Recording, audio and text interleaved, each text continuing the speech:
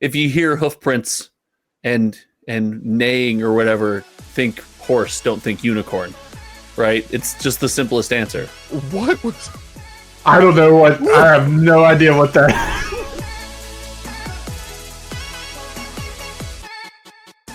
Check.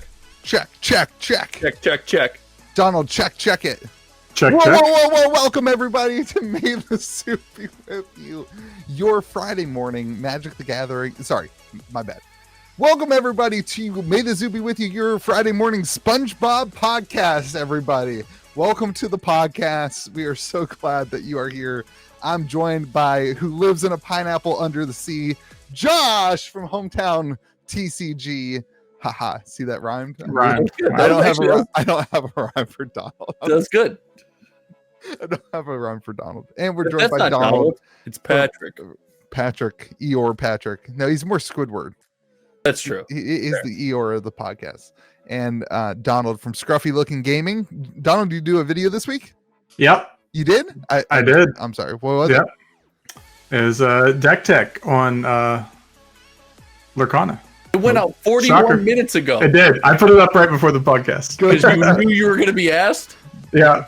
Yeah, I couldn't come on here and be like, I don't have 2 weeks in a row. I don't have, so. For all your Lorcana Deck Tech needs, go to Scruffy Looking Gaming's YouTube channel. Today we're going to obviously be talking about SpongeBob because that's it. That's the Magic the Gathering now. It's SpongeBob. The in real time, man. We're going to talk about Magic. We got Wilds of Eldraine set boxes are $200 now. We're going to discuss those types of things on the market. Pokemon's got a bunch of stuff coming out. Pokemon Go got sold. We're going to talk about what that means for the Pokemon company a little bit. Journey Together allocations. We're also going to talk about the reprints that just happened with Surging Sparks and Twilight Masquerade. And then the new Lorcana set. We're going to talk about how it's doing and what the restocks are looking like on that. And we're going to try to have some fun with it while we go. So SpongeBob, what's your guys' SpongeBob background? I have a bunch of SpongeBob. You didn't watch a bunch of SpongeBob? I've never watched an episode of SpongeBob. Donald's too old for SpongeBob. I am. I was graduating college when SpongeBob became a thing. That can't possibly be true. I was like peak SpongeBob era.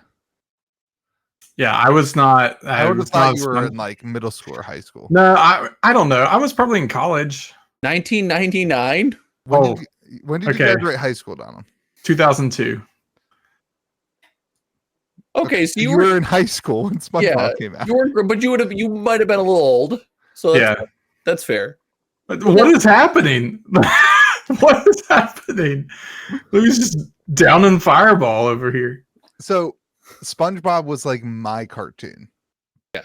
Like I had a SpongeBob, like a mini SpongeBob that was like with me all the time. Not like a kid's like animal, but like I had like an action figure SpongeBob that I used to play with.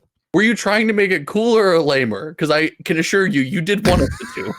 I don't know, man. SpongeBob's cool. SpongeBob's awesome. I listen, it was cool. And my one of my sisters was like, she's 5 years younger than me. So like SpongeBob was like her jam for the longest time. Like even after I aged out of SpongeBob, it was still on all the time because she was always watching SpongeBob. My kids love SpongeBob.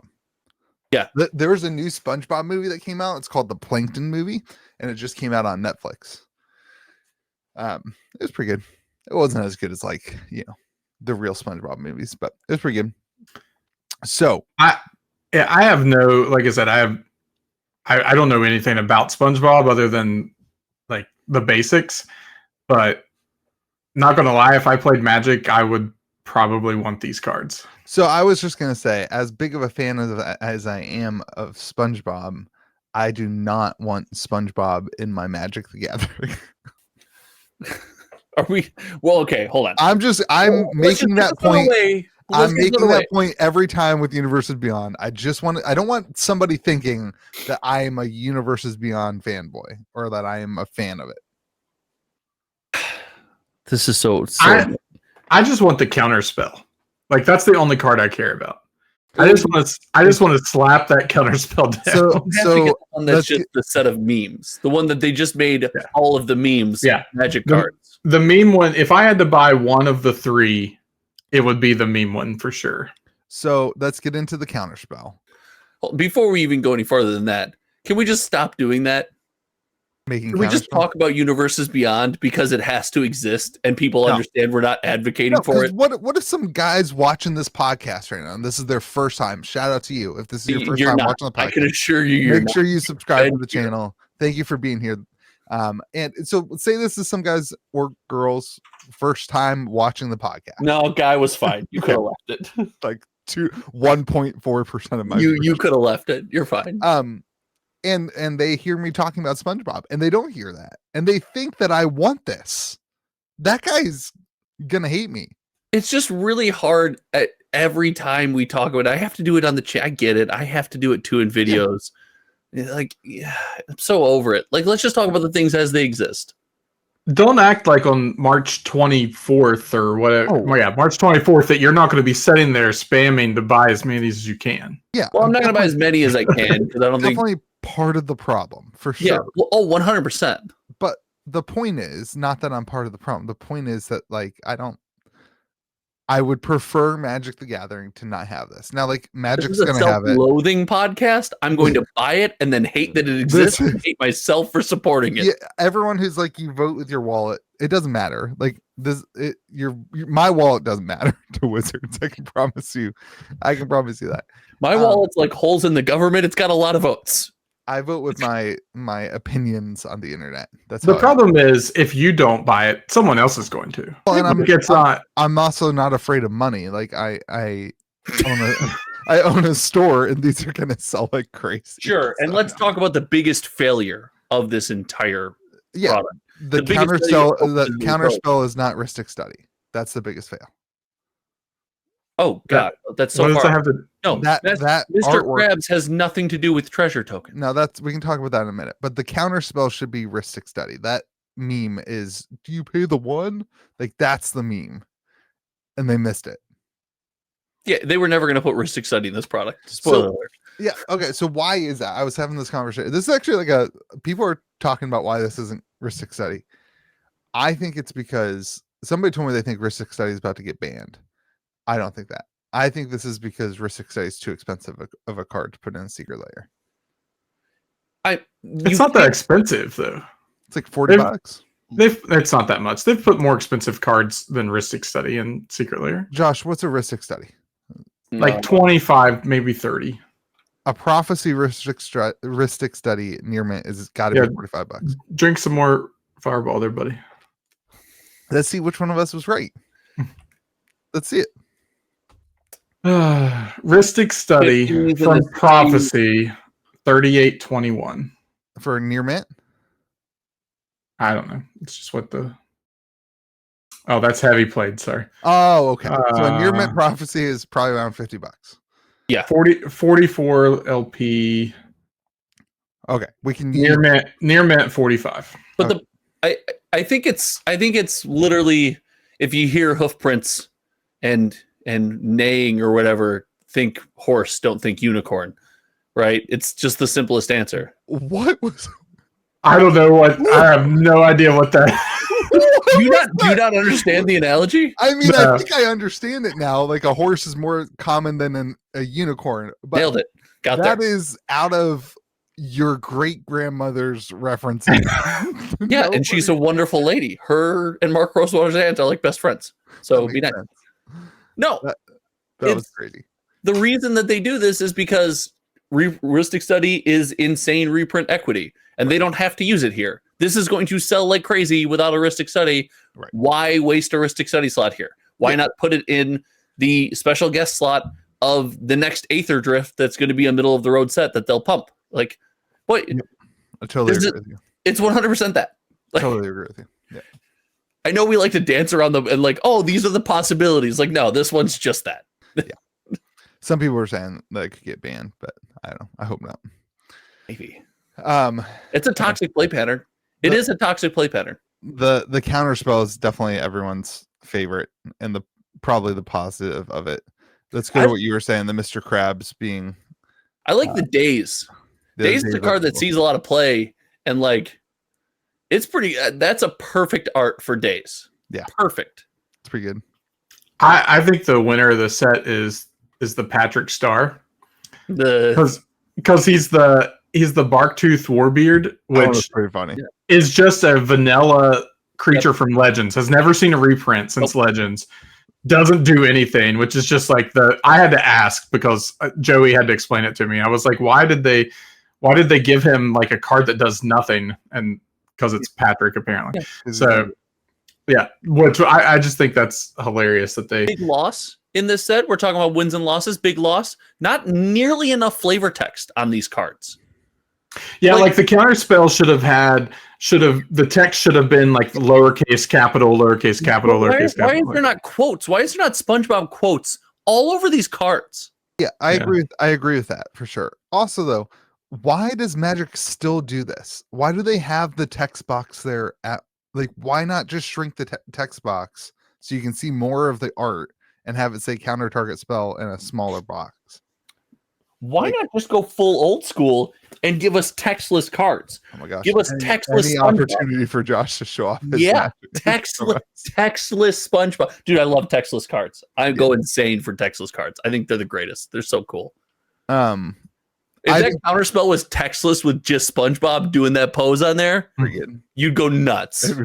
You'd go nuts. And the only words on it were a SpongeBob quote. Oh. The legendary creatures kind of suck. Like, they don't really fit. Well, except SpongeBob, who's one of the most oppressive commanders ever. I think that's a good one. I think a lot of people will want to play that. I mean, yeah, Joda's a good commander. Joda's insane. I've heard a lot of people upset about the SpongeBob being Joda. Well, yeah, they're upset because it's not for fun. It's a really aggressive commander. My favorite one of them, as far as like a deck I would build, is definitely Gary, because I think the Toxrill deck, like I wanted to build a Toxrill deck back when I was playing Magic anyway, and I think that it's hilarious just that it's Gary because it makes slugs and yeah, Gary, Louis, you can relate to this as a SpongeBob fan. Gary was always way more than meets the eye. Yeah, and Gary being Toxrill the Corrosive was like, oh, okay, this is cool. I like the theme here. Yeah, now, that was lands. That was going to be my take, was that the lands are going to be the best. The lands, and also they announced a while back that like moving forward, the land secret layers would actually be more than one. Yeah, they're probably each land, so it's probably going to be like 4 or 5, something like that. I think for this one is going to be. Is it going to be the singles? Yeah, I think they said they were trying which ones. The statement was we were having a debate which one's going to sell better. This is going to be, I believe, one of each land, and a food token. That's going to suck. Like that's. Dude, that mountain is so cool. Yeah, the mountain might be my favorite mountain printed on a card ever. So Jellyfish Fields, cool. Bikini Bottom, like, and the cool. Why is SpongeBob's pineapple, Squidward's house, like, why are we missing iconic locations in SpongeBob on these land cards? Oh, I don't want that. They're not locations. They're not like artifact things or, some sort of like. Well, everything else that you just said was cool and not cool is a location. Yeah, but Jellyfish Fields is a plains. It's an open. It's not a building or something that you like go in. And you're telling me Patrick's house couldn't have been a mountain? It's a rock. It's a big rock. That's all it is. I don't understand the swamp. I don't get that one. That one seems like a mess. Yeah. What is that? It's the bus station? Yeah, it's the. You ever been to a bus station? That's dumb. Yeah, but the chum. Pretty swampy. The forest is cool. The mountain's cool. The kelp fields as the forest makes sense. I just think the mountain. The swamp. We picked some obscure locations here. And yeah, I know they're part of the lore. I know they're part of the show, but I think there are more relevant areas of the show we could have gone with here. So that I was let down. I was a bit let down. Well, the food token makes up for your letdown for sure. I wonder what the food token's coming in though. Josh just said it was the. I think it's in with the lands. Hmm. So Star City Games. That makes sense number-wise, ordered these all into layers by name. So I'm quoting Star City Games here. I believe the food tokens in with the lands. Now, this is not my take. Someone else made a comment on my video. You can make your take. Oh, okay. All right. Well, commenter, I'm stealing this take. How much funnier? One guy's gonna be pissed, but if it's a good take, then you'll get more fans. There's a pair. I'm not going to get any more fans. Let's be honest with one another. There's a scene in SpongeBob where the Krabby Patty is a real burger, but it's really sad looking. It's like one of those cutaways where they use like a real thing. And apparently they were like, that would have been hilarious to make the food token, the photo of the actual sad burger. And it wouldn't have looked anything like a Krabby Patty unless you knew. Yeah. And if you knew, then you would know. They could do the Wendy's Krabby Patty. That's what I was thinking. The biggest letdown of anything I've ever had in my universe. I never had it. Yeah, you have, because it's just a regular. Oh, was it? They didn't change anything about it? They put a sauce on it, was all. It was like, was it Thousand Island dressing? Did they make it a Big Mac? Yeah, I think it was like what it was. That's exactly what it was. Yeah. It's so crazy. And they didn't even put it in a wrapper that said. They didn't have like a special wrapper for it. It was just like a regular junior bacon double or whatever. It was a Dave's double with like it was terrible. That's awful. Ugh. You paid $5 more for it. I got that crap for my daughter because she was like, "Oh, I need the Krabby Patty from Wendy's," and I got it for my daughter, and she was so let down. You paid the IP fee. That's why these sets are more expensive, man. Just like the burger. Anyway. I mean, this is going to sell it like crazy. So this comes out on March 24th at 9 a.m. Pacific time. Yeah. We're all going to be in line trying to get these. I'll be at work. But I'll be trying to get them. You can do that at work, Donald. Yeah. What do you think everybody else is doing? Yeah. I don't know what else there's to say. It's going to sell out super fast. This might be the fastest selling secret layer ever. It has a much wider reach than like the Princess Bride or than like he's right. SpongeBob has a wider reach than the Princess Bride. Yeah, it has a wider reach than Monty Python. No, I was like, I don't know that I would say as a. I think it does. I think it has a wider reach than those, and those sold out crazy fast. Yeah. So, I had two people who have only bought Pokemon from me. They're like my friends who we trade a lot of Pokemon cards together. And both of them reached out to me like, "Hey, how do I get the SpongeBob? How do I order the SpongeBob set from you?" I was like, "You can't wait in line like everybody else. You can. They're called secret layers, and you can't. And that's a big miss." Wizards of the Coast doesn't trust shady store owners like Louis, who would hoard them and jack up the price. I would not do that. I know you wouldn't. I mean, I would sell them at whatever I'm supposed to sell them at, and then I would also keep some for sure. Any store who doesn't do that is not going to be in business very long. Yeah, not the best store in the world. So this is going to be the fastest selling secret, possibly the fastest selling out secret layer of all time, possibly one of the most popular, possibly sell out right away. Postulate with me. What if it's not, and what if it doesn't? If it's not, then they printed a ton of them, but there's no way. Like there's no. And how many people get burned if they were to, let's just say they print because how many people are buying this for value? What percentage of people are just buying this for value? I hope people do get burned by trying to buy as many as they can to flip. I hope that happens. Yeah, I know. We know your take. You're Eeyore. So someone could get burned, Donaldson. So the nice thing is there's a limit. So they actually protect that person, right? Like they put a limit on this. So you order whatever it is, the max five of them to flip, and then you can't buy more because you have a limit. So I've got a friend. I've got a close personal friend, and I was buying even after you shaved. What secret layer did this come in? The Magic, the Collector Booster 2, Mystery Booster 2. That secret layer that it was a limit on a box. It was a limit of 3, whatever it was. And my friend was like, "Yeah, secret layer always has a limit, but you just log in and buy more. Like it doesn't matter." Yeah. Okay. So this limit, as a famous movie quote goes, the limit does not exist. Like, well, it does, but like you have to. Yeah, does it? You have to check out as a guest.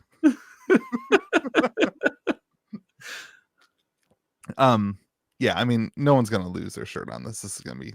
There's no way they printed enough of this. They never do, and they do that eventually. I'd want to agree with you, but what if they do? I mean, I like the idea. I hope. Fingers crossed. We'll know in a couple weeks, I guess. All right, that's SpongeBob. I guess I'm glad it's not a full set. The most disappointing part of this is it's going to be delivered in that cruddy like these. Dude, don't be a wasteful packaging guy. This is the least exciting secret layer ever. I wish they would just slap the label on that though. They waste their. And then, don't be a wasteful guy. Then why am I getting this? Then why am I getting? Why am I getting this? Listen, for waste? I'm not going to pretend I actually really care about the waste. For me, it's the storage space when I buy collections that are secret layers, and it's like 5 cards, and it's this much space from those stupid giant boxes. Like that's not even that bad. I have the lands ones that are on my main display, and it's 5 cards in there, and it's this big. The fetch lands one. That was just Magic trying to be Pokemon. It's mad. Yeah, well, it's a very inconspicuous and lame brown outer box, but it's just massive. Pokemon wastes so much space. All right, let's talk about Wilds of Eldraine set boxes. Wilds of Eldraine set boxes are $200 now. Congratulations, everybody. You did it. Wilds of Eldraine to 1K. Let's do it. Were they doing it? What were they doing? I think the last sold is actually like 185, but the screenshot I took says 200. So call it what it is. Call it a win. Yeah. So we already kind of talked about this a little bit off camera, but the reason that this conversation came up is that Wilds of Eldraine is also in standard until September of 2026. And there is some speculation of like, is Wilds of Eldraine out of print? Rudy from Alpha Investments, of course, has a video that he said Wilds of Eldraine is been through last call and is out of print. Sometimes I feel like last call is like one distro, like it, and like the other 2 distros still have more and get more and like whatever. I don't no distro has Wilds of Eldraine right now, for the record. But the conversation is it out of print? And if so, like this is kind of different for Wizards to sunset. Is that the phrase? Sunset a product. Yeah, I think sunset a product while it's still involved in standard. And this is a kind of a repercussion of them extending standard to, what is it, 3 years, something like that? 5. Oh, it's 5. I thought that was just Foundations was in standard for 5. Yeah, maybe it is. Yeah. So this is kind of new for a box to be, that expensive. But what are your guys' thoughts? Go ahead, Donald.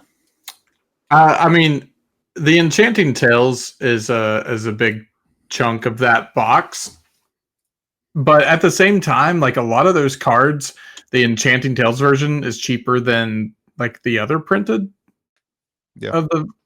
So. I don't know what drives that box price. It was a good set. Like it's still a good set, but I don't know. Is there a common or an uncommon that's like $4 or $5 in that? There's tons. The uncommons in this set I think are nuts. I think Monstrous Rage is in this set. I think there's the plant uncommon is in this set. I can't remember what the name of the plant uncommon is. Up the Beanstalk is in this set. Like the uncommon slot in this set is pretty crazy. I don't think they're $5 anymore though. I think they have come back down to earth. Yeah, I remember like with my Gold Wizard program, people were ordering draft boxes like crazy because there's so many uncommons in those. And then you also got, I think you could still get the slot, the enchantment slot in there too. But yeah, I don't know. You can get the Enchanting Tales in the set booster box. You, however, cannot get the confetti foil edition of Enchanting Tales. Right. I don't think you can get foil either. Well, that stuff's gone crazy. Have you seen the confetti foil smothering tithe? Smothering tithe is $900 right now. Yeah. I sold one at like $600. Such a loser. And these are the things that give me hope for things like the treatments that we just saw in Aether Drift, right? Like even if they're not the most beloved, Like, there's no reason that card should be $900. It's so hard because, like, you can get some really good alpha cards for $900. Oh, I'm on a kick. I know. Like, I know. you can get some actually rare. Well, the problem is those are incredibly rare. A Smothering Tithe anime confetti is an incredibly hard card to pull and incredibly rare. Yeah, it looks like to me the highest card you can get, like just out of the regular booster, is going to be the Rhystic Study Enchanting Tales version, and that's sitting at $52. Yeah, but a foil of that. But a foil, a foil could be a lot more. 300. I mean, but then like collector box, you're not getting the foil. You can get a foil, regular foil, not the confetti. Yeah, you can get the regular foil of the enchanting cards. You just can't get the confetti foil, and those are like $300 for the Rhystic Study. We just bought one. They're 111. Gotcha. Oh, really? Mm-hmm. What am I thinking of? I don't know. It sounds like you got hosed. Sounds like I got ripped off. Yeah, they're 111. What am I thinking of? I don't know.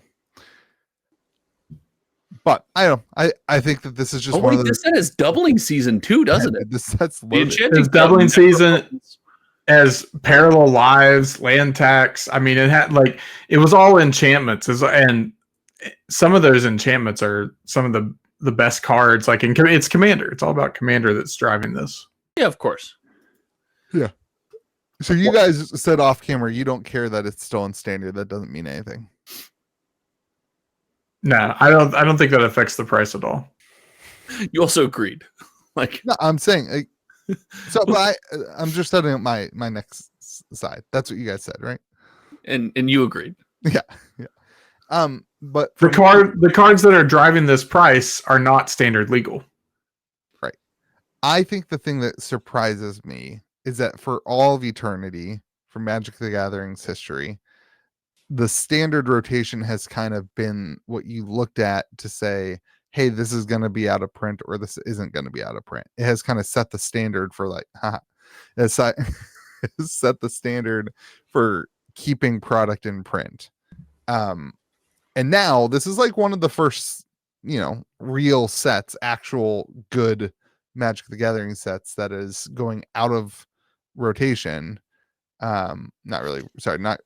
That's going out of print, but here it is still in rotation. So it's kind of a change in the direction for stores restocking, and it's kind of a change in direction for like the market.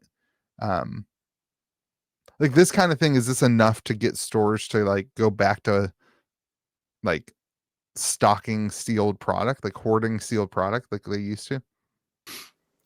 No, one set going pretty bonkers, but like set boxes were retailing at what? We're supposed to retail at what, 120? Yeah, I think like 125 is what we usually 120, 125. So it's up $65. Like, which is, it's great. I'm not saying that's potatoes, but like this, it's an older set. It's kind of a one-off.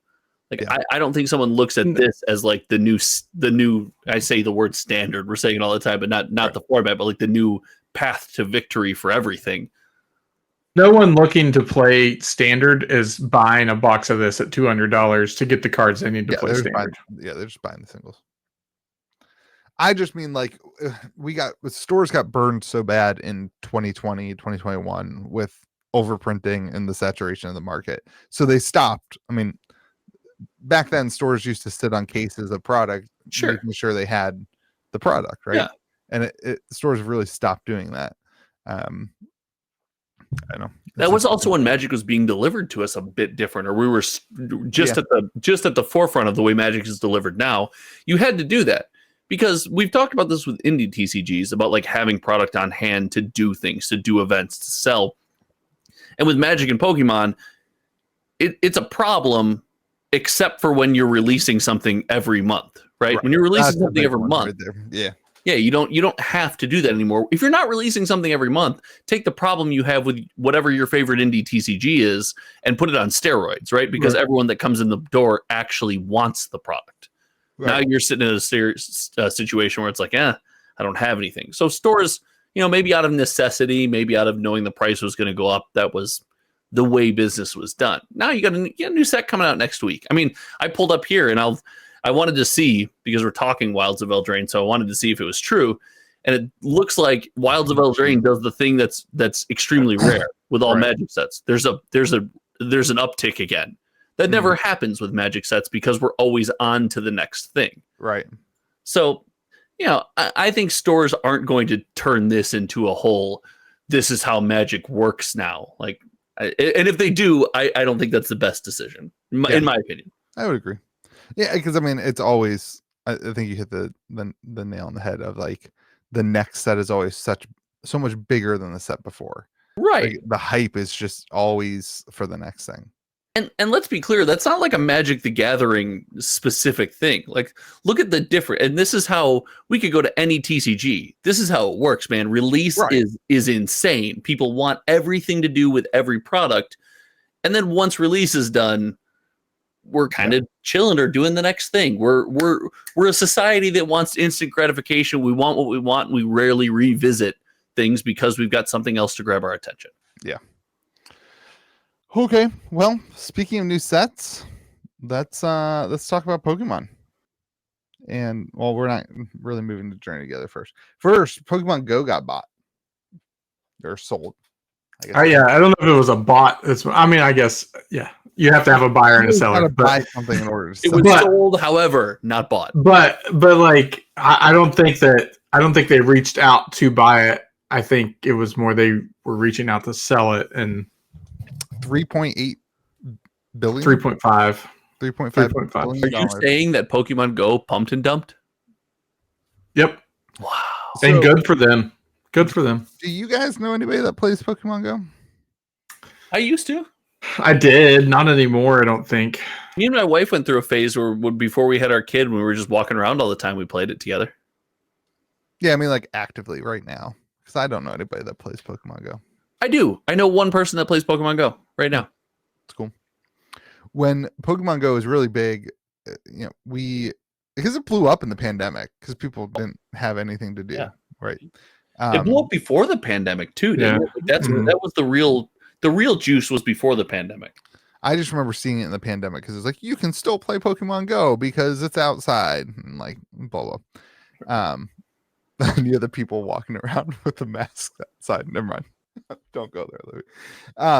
So the Pokemon Go though bought by the people who also bought Marvel Strike Force. Not bought, created.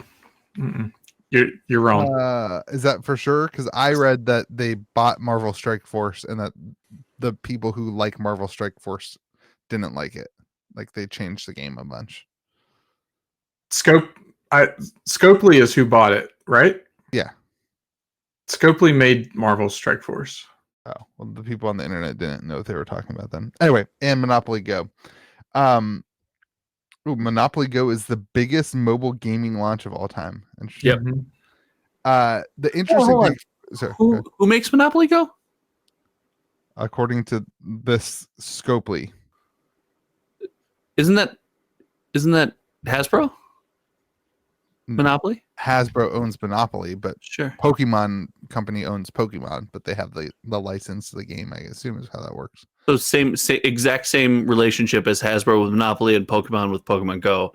And which one's the biggest? Oh, I see. You're trying to I'm just curious. You're trying to make Magic bigger than Pokemon. No, I'm just curious. Which one's bigger? You're so cute that you're you just said it. Do you not want to say it again now that it's framed properly? I can't believe that you're still hold on. Which one was the bigger mobile release? I don't know if our listeners caught that. Monopoly. Oh, okay. Not Magic. If they launched a Magic the Gathering title, nobody would know about it. So the Pokemon trading card game also not near the biggest, right? Not okay. Just curious. Go ahead. Yeah. You can continue. I was just curious. Okay, so caveat back to what I said. Thank you, Don. Fox Next made Marvel Strike Force, and then Scopely bought it like shortly after they made it. So who was right? Are you just jonesing to be right after that whooping you just took? You're right, Louis. I was right. Thank you. Okay, that's you just documented that on the internet for everybody here. It's a dangerous time. Can we get to the interesting part about this company? We're trying. You're the one. You're reading us news live on air right now. The developer is owned by a Saudi Arabian public investment fund, which owns 8% of Nintendo. 7.5. I rounded up. Owns 8% of Nintendo. So I thought that was super interesting because it's kind of like the 8% owners of Nintendo are buying Pokemon Go. The development of Pokemon Go. I don't know if that's important, but I thought it was interesting. I can assure you it's not. No? You don't think?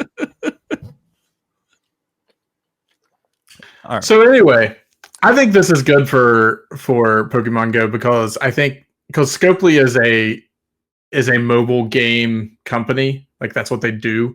I think that they'll be able to maybe push the game again, like create interest in it again. Yeah, I will say that my experience with Pokemon Go, like when we opened the shop, I signed up for Niantic's thing to be a Pokestop. Oh, you got to. That's a good move. Stadium thing. And that was cool, but like there was no way to like, it was terrible. It was like, hey, we're there.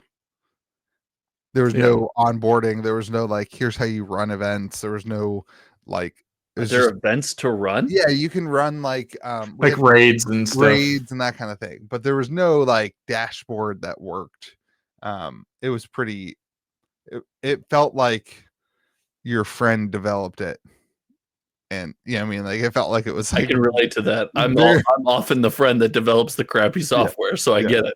It felt very underdeveloped. I'll just leave it there. Mine never sells for 3-point-some-odd billion though somehow. I think Scopely has an opportunity to do well with the game, and obviously, if they're paying 3.5 billion for it, then they don't intend to just let it set and die. So, I think that it could be good. I mean, especially right now with the huge surge in Pokemon, I think it could be a good resurgence for the game. I think they could do some good stuff with it. I was a Marvel Strike Force player. I played a lot of. I don't even know what that is. Is it like a? What is that? It's just like a squad. It's a squad battle. Like you build your squad. So what is that? Auto battler? Is that what it's called? I mean, you can do the auto battle. It's not like the idle battle thing. That's a whole different thing. But like you could do auto battle for your battles. But anyway, I would probably still play the game if it took up a lot of time. Yeah. And I just got tired of having to do all the daily quests and stuff, and I was running a guild, and like I had to set up all our raids and all that stuff. Like I just got tired of doing all that. Don't admit that on you gave me like shivers when you said daily. I went back to my World of Warcraft days. I started thinking daily quests. I was like, oh. So I ran a guild in WoW for a decade. So yeah. Dailies. Anyway, so Pokemon Go is often credited with like the jump starting of the 2019 Pokemon craze. Like people getting involved in Pokemon Go, the big Pokemon Go hype then generated people to go buy packs and open their stuff with their kids. And like people often talk about that. I agree. That would be really cool for me if that pumps the Pokemon market even further. That'd be great. So it wasn't the pandemic. I thought we had already agreed. A mixture of all that stuff, but the Pokemon Go kind of hype is what a lot of people will attribute it to. Gotcha. So. I mean, I don't think that they would. I know the pandemic like helped pump that stuff because people had nothing else to do, but they would have. I think a lot of that energy might have went into something else if it wasn't for Pokemon Go, like reminding them, oh, hey, there's Pokemon cards out there. Yeah. All right, let's talk about Journey Together. So allocations are crazy on Journey Together. Our favorite, the Gengar, our favorite not distributor, definitely not sponsor of the podcast either. MVP Sports and Games. I thought they were the sponsor of the podcast. I thought the sponsorship of the podcast just meant. I'm not letting those scalpers be part of the podcast. I was pretty They're selling boxes sponsorship of the podcast MSRP. meant absolutely nothing. In fact, if someone wants to sponsor the podcast, like we'll just do it for whatever. Yeah, for nothing. Yeah, for sure. We just absolutely. Sometimes you're not sponsoring the podcast, and we say you're a sponsor of the podcast, which I'm pretty sure is illegal. God, I hope so. If I'm going to go down for something, I want that to be it. Like, let's bring it on. So sponsor of the podcast, Pokemon. All of New Zealand, sponsor of the podcast. Anyway, MVP Sports and Games. So they usually like their box price is usually like $105, right? They're a not distributor, but they're definitely a distributor. Their box price is $105, $187 with a allocated limit of 1 for most customers, like the higher end customers, allocated limit of 1 box at over MSRP. It was wild. This is the most wild release. I thought Surging Sparks was wild. This is insane. Absolutely insane. You know what Pokemon makes me realize is that if you're going to live in a world where distribution exists, at least WotC gets it right, where they're like, you have to send a picture of your store. We know you're gonna fake it. We know that. We're aware. But like, we're gonna weed out the 35% of people that won't put in the effort to fake it. Yeah, Pokemon, you don't even have to have a brick and mortar. No, and this is where it's like, okay, come on, start limiting some people where like Josh can't get an account and order Pokemon. Like, yeah. I mean, there's definitely some merit to that. I think, I don't know. The world is also changing though. Like at some point that's silly for Magic to require. Like most Magic games. At the point that we sell direct to consumer and circumvent the local game store completely. Yeah. At that point, which we all complain about on this podcast. Yeah. And when we get there, then distribution doesn't have to sell the game store. If the game store model exists and the pipeline exists and the game store is as good for our community as we all say it is, buy your boxes from a game store. That easy. Sure. Okay, so back to Pokemon. This is the first set that has a box topper. Well, the first like modern set first set in Scarlet and Violet. Let's go with that. That has a box topper. So that's part of it. But also like I don't know, the allocations seem pretty like I'm getting slightly more boxes than I got for Surging Sparks, but I've been spending like absolute crazy. I have a room full of battle academies. It's just I had battle academies up to the ceiling at one point. It's crazy. Yeah, you're all into the Kool-Aid. You won't even say them selling outside of game stores just to normal people direct to consumer is bad. So like, yeah, you're all in. I've never complained about Pokemon doing that. They've done it at MSRP. Usually it didn't matter. It didn't affect game stores at all. They've been selling at 175 or 165 for. You just do it through distribution. What are you talking about? You just sell directly to whoever wants it through distribution. Oh my gosh. I'm done with you. And I don't even remember what my point was going to be. Anyway, it seems like the supply is just getting spread out to so many different new clients to distributors who didn't exist before. And I wish I had the shocked Pikachu meme on deck. This is a fail on my. I want the audience to know I'm going to be better. I'm going to work on it because watching him dance this circle and then just still get here is so delicious. It deserves the shocked Pikachu meme. I don't know. People are complaining about that. My allocations, like I felt pretty good about my allocations. So, but it's crazy. I mean, we sold all of our boxes already at MSRP, 1 per person to our local store, people only in our local Discord. I sold some boxes to some of the Gold Wizards they helped me move some of the Battle Academy. So you're the distributor now. Oh, you want boxes? You got to take this thing stacked to my ceiling. But yeah, can you sell the destroyed box that I throw them out of my office? Oh, you can sell that. Can you package put that up for auction? Put that up for an auction. But it sells for $1,000. Every member of the podcast will sign it. Yeah, just George. We'll just put a sticker of George's face on it. But on top of the Journey Together, we also had a big restock. I'm gonna put that in air quotes. A big restock of Surging Sparks and Twilight Masquerade. And this, like, everybody was talking about this for the last 2 weeks. These boxes are gonna get reprinted and they're gonna crash. Everybody's buying is crazy. The $230 box of Twilight Masquerade, that one?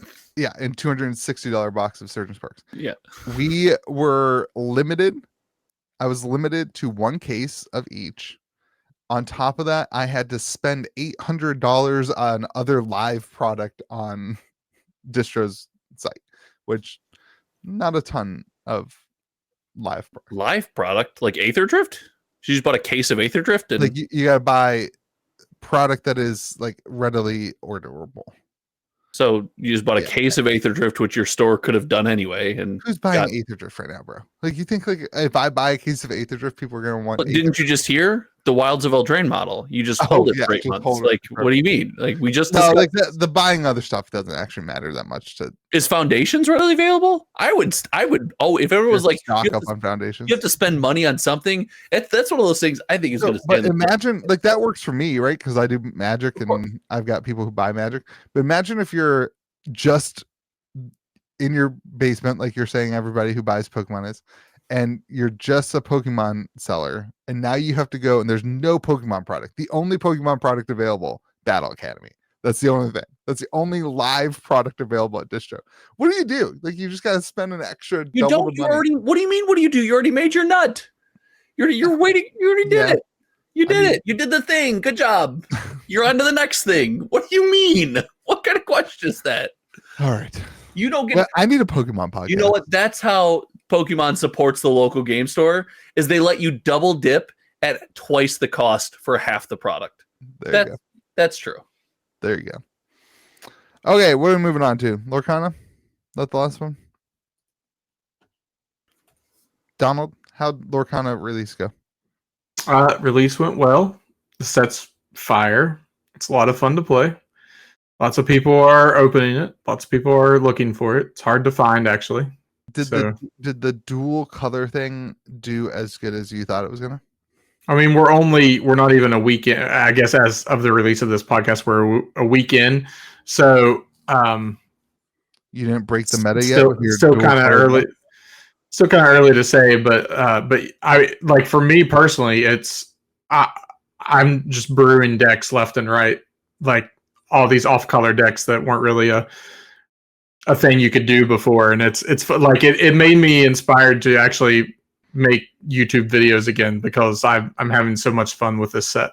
So it's the first set that I've since probably Floodborn, since the second set. It's the first set that I've been like really excited about. Nice. So I like the Duel Link. You said something, Donald, and I want to know if it remains true for this set. And I think it's maybe more of a future take that's going to end up being correct.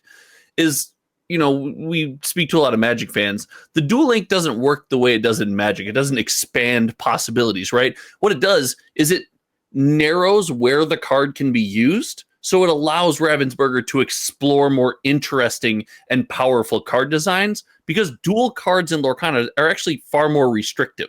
Right. They're far harder to fit into a deck, into a strategy, into a game plan. And because of that, you can make some more powerful cards and explore unique design spaces because of this. Is that panning out? Yeah. I mean, it is because they were able to push the colors that are like tier 2 level or not off meta combinations because you can still only use 2 colors. Yeah, and you can't push that crappy color combo without breaking another one. I didn't know that was the rule. Yeah, you can only have 2 colors and 2 ink colors in a deck. And so by doing that, take your stupid look off your face. Make 5-color good stuff decks. You don't. It's not Magic. Where's my SpongeBob gonna go? Yeah, like you play limited. That's how you can use all 6 colors in limited. What's the 6th color? There's ruby, sapphire, steel, amber. Those aren't colors. Okay. There's red, yellow, blue, they green. Call them colors because those aren't colors. Purple. Steel is not a color unless you're a Crayola. Silver. That's a color. Wait, steel and silver are different? Steel is silver. Silver is a color. Steel is a. How about the ink? Yeah, I just misheard you because I was all of a sudden I was like, "Whoa, I thought I understood this," but now, whoo. So anyway, I equated this. They're called. Oh my god, this is miserable. Fireball. I equated this to one of my Magic friends as a Modern Horizons, whereas Modern Horizons their one of their goals was to take the tier 2 decks and then kind of support them to bring them up. So that's what they were able to do with these cards, is push some of the off colors and push some of those like decks that weren't really decks before.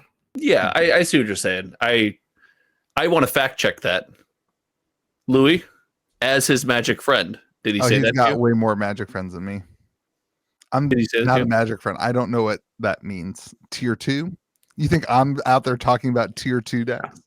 Tier 2 I don't decks- even know I can't tell you how many, not special guests, game changers you're allowed to have in which commander format. I have no clue.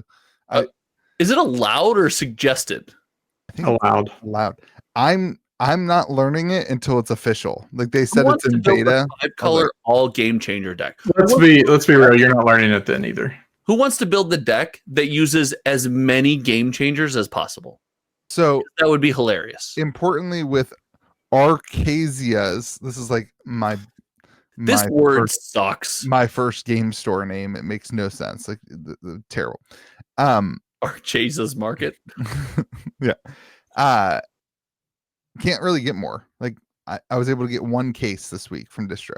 Like that's surprising. Usually it's like, here's more. You want more? Take some more. Like it seems like the demand is either up or the supply went down. And I think it's both.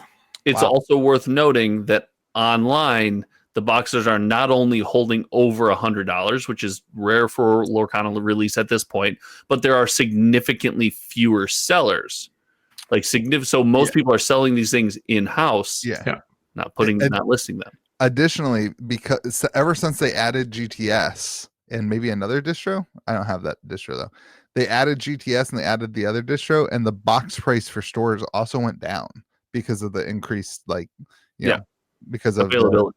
Not The competition. the competition, right? Yeah, availability as in multiple platforms that you could reach out to and get the box. Yeah. So like that's a huge deal for stores. Like a lot of these games come out, right? A lot of the newer TCGs, Star Wars, looking at you, new games come out. Set 1 is free money, right? It's like everybody wins a ton of money. Set 2 comes out, everybody loses a ton of money, and then they don't pick up the game again.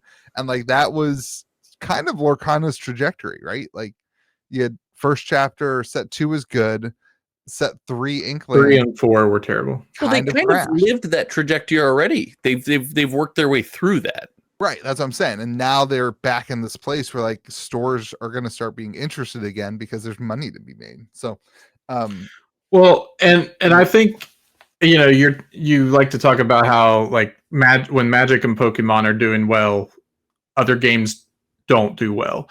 Yeah. And that applies to Lorcana too. It's not an indie TCG, but it's also not a Magic or a Pokemon. Like it still has, you know, that market share. It's still fighting for. But I think even with Magic and Pokemon doing as well as they are right now, I think Lorcana is still doing well in its space. Well, especially with this set, I think that like if they continue, it's on an upward trajectory. I think right now. I want to touch on that. Hold on, Louis. If you could I touch on that just real quick? You can touch wherever you want. Because I'm going to touch your nose. I'm going to boop it. I actually think the opposite, and I think this is why it's a good sign for Lorcana. When Magic and Pokemon are pumping and doing as well as they have been, I actually think all other TCGs also seem to do better. It's like the landscape brings more attention. I have found that when Magic and Pokemon pump, that other TCGs. I mean, look at a game like Fab, who's had not been able to sell a box for its regular price. They printed 6 boxes of their new set. Yeah, but even they printed 6 boxes of other sets, and they still sold 53 copies on release on TCG Player, all for under the suggested price. Right? TCG Player success seems to be like a rising tide lifts all ships. And Lorcana was the one game that was sitting outside that. But with Archase's Island, it does seem like it's joined the party, right? It's It's doing well with the rest of TCGs, and it's good to see them following. It shows you that they're a stable player in the space when they're following all the other trends. Yeah, I mean, I think that there's some semblance of when Magic and Pokemon are doing good, sometimes, a lot of the time, that's because the economy's doing good. There's a lot of correlation to that. When Bitcoin is pumping, 6 weeks later, Magic and Pokemon often go up in value. Wait, that means in 4 weeks, all of our we're screwed. Useless. Yeah. Sell now. Trust me, it's coming. The bubble is bursting. Let's just see if we can get through Final Fantasy and the new Pokemon set first. I listen. Final Fantasy and Journey together. I don't want. It's not Journey Together. It's Final Fantasy comes out at the same time as the Team Rocket set, which is by far the biggest set of the year. Those products, and I'm a little bold here, might be bubble proof. Yeah, that's going to be the tippity top. Those might be bubble proof. That's the top. The bubble could burst today. I think those products would probably still sell pretty well. Anyway, so like I think that there's those games. All games do good when the market is doing good. Sure. It's like what remains when the market's not doing good, but Magic and Pokemon still have good sets out and people aren't mad at it. And like when Magic 30th came out and everybody hated Magic and everyone and Mark Rosewater's aunt was selling their Magic collection, like it was easy for other games to grow, but now it's like people aren't. Right. Well, games need players. Unless you're Pokemon, it's just an anomaly. But like games need players to grow. Yeah. And when Magic is not fun, you're looking for something else to play. And that's when you start picking up your Lorcanas and your Star Wars and your Flesh and Bloods and stuff like that. Like you look for something else that you can play that will fill that space, but when Magic is doing well, your Magic players are playing Magic and they're not interested in playing anything else. So it's hard, but like, I mean, probably true. Louis, you and I had a conversation this week about a lot of Magic players. Donald, you made a great point. Like why you're a Magic player, but these things annoy you about Magic. Oh, look at sorcery. It does all of those things that you love about Magic and avoids the pitfalls of new Magic that you don't like. And sorcery's only problem in that equation it's not Magic. Is it's not Magic. Yeah. And those Magic players are just like, I just want to play my Magic, right? Back to Lorcana. First chapter boxes on a tear. Pumping up to $400, lowest listed, and only, I mean, like none available. Under $450, 1, 2, 3, 4, 5, 6, 7, 8, 9, 10, 11 boxes under $450. Like, it seems like first chapter is on a trajectory to being pretty pricey. Well, like, listen, you can't have a $900 hit in the set and cheap boxes, right? That's a tough hit. Oh, no, shout out to Screenwatcher 33, our favorite. Oh, I love dude. Favorite viewer. Screw it. Our favorite viewer on the podcast. Yeah, I'm comfortable with that. Yeah. He watches Josh's channel all the time. I think he's a supporter of Josh and me and Donald emotionally. You don't even know who it is. I do know who it is. Do you? I do. And he'll message me when he watches this tomorrow morning and be like, I'm sorry, Donald, I support you too. And I'm going to say, I don't see you commenting on my videos, so I'm going to assume that that's a lie. I commented on your video. I said you were attractive. Thank you. Anyway, he bought an Elsa off of TCG off of eBay, and it failed the authenticity guarantee. Yeah, he got protected. But he got protected at least. Okay. Yeah, I want there's an enchanted I want, and I'm so afraid to buy it because of that. I'm just buy it on eBay. So if it's over $200, eBay's great. That's the only place I sell cards over $200. You weren't, Donald. You weren't part of the podcast when first chapter was going crazy. I ordered like six cases of first chapter, so I spent like thousands of dollars trying to get this in because it was a good price. And George always assured me, like, you're not going to get screwed by eBay if your product doesn't go. It was when everyone was like posting fake orders and not sending them, and it was sure enough. I contacted eBay. They gave me my money back right away. They were like, "Oh, no, okay, you're fine." So I get I really wanted a Elsa PSA 10 too. I don't know. the I hate PSA that movie, market- but I wanted it anyway. dude. The PSA market for Lorcana is the thing that confuses me the most. I think it's undervalued. I think people are underappreciating like the graded market of Lorcana right now. I mean, the Elsa's crazy for a 10. Of course, but I'm talking about the rest of the space. The top card will always be the top card. I don't try to judge it based on just that success, right? I think the rest of the enchanteds are just not bad take, Donald. It's not even a PSA 10 is $1,400. A raw. Wait, on, no, that that's can't not be good. good. Is it I'm really? on, Oh my on goodness! price charting right now. I thought it was higher than that. Yeah, Josh's Oh. point is very accurate here. Like a PSA 10 in a typical... I thought the Elsa was the one that stood out because I was looking at Scars. My daughter loves the villains and she loves Scar, and like Scar from one of the later sets, the PSA 10 was pretty close to the raw price. I was like, this is weird. A PSA 10 should have in Pokemon anyway, even on like modern cards, has about a 2x multiplier. If not more than that for the big hitters. Right. But it's about a 2x multiplier. Like a Moonbreon is a 2x multiplier, maybe even a little bit less. But a 400 or plus 40% multiplier is not. I think that if we were to wildly speculate, as if we were known to do on this podcast, if Lorcana is going to stand the test of time and continue to grow in popularity, that's an untapped market. Yeah, I mean, you'll see it turn into Pokemon, right? Where you're grading things and getting... Right. That's especially for, and maybe not for your everyday card, but your enchanteds, for sure. That's an untapped market. Was it Elsa? Yeah, at one point it was like a $1,500 card. Yeah, it's come down for the raw. The raw was setting at $1,200 for the longest time. Interesting. Yeah, I mean, sealed boxes though look like the supply is really running thin. But I forgot. I mean, there is a lot of cases, but still, I mean, it's crazy. Yeah, Lorcana, listen, chugging right along. If they can fix their understanding of the number of boxes to print, I think they're in a wonderful spot. I think they're crushing it. Yeah. Just keep chugging right along.